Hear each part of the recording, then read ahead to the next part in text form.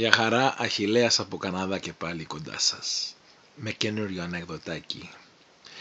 Όπως ξέρετε τώρα, με που δυστυχώς τα βλέπετε και εσείς στην Ελλάδα, πολλοί συνάνθρωποι μας φεύγουν για την ξενιτιά να βρουν ένα καλύτερο μέλλον.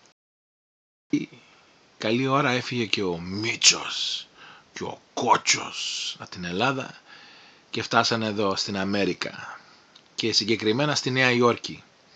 Τα παιδιά, δόξα τω Θεώ, τακτοποιηθήκανε πολύ γρήγορα, βρήκανε δουλειές και όλα πηγαίνανε καλά. Αλλά σαν νέοι που ήρθαν εδώ πέρα, ακόμα ήταν στην αρχή και έτσι όταν πήγαινε για δουλειά χρησιμοποιούσαν συγκοινωνία. Και έτσι μια καλή ημέρα, όπως παίρνανε το λεωφορείο να πάνε στη δουλειά, τίγκα το λεωφορείο μέσα. Και όπως ξεκίναγε η διαδρομή το λεωφορείο, ξαφνικά ο οδηγός πατάει ένα φρένο πριν τη στάση. Χάνει ο Μίτσος την ισορροπία.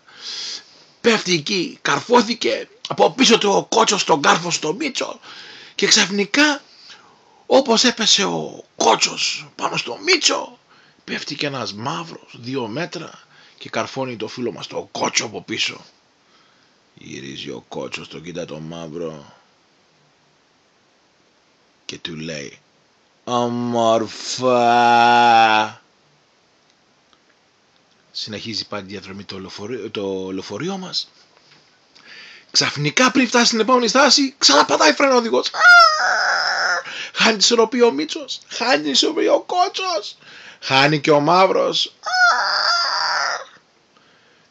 Πέφτει ο Κότσος πάνω στο Μίτσο, πέφτει ο μαύρος πάνω στον Κότσο και τον καρφώνει πάλι από πίσω. Γυρίζει ο Κότσος, κοιτάει τον μαύρο και του κάνει «Όμορφα».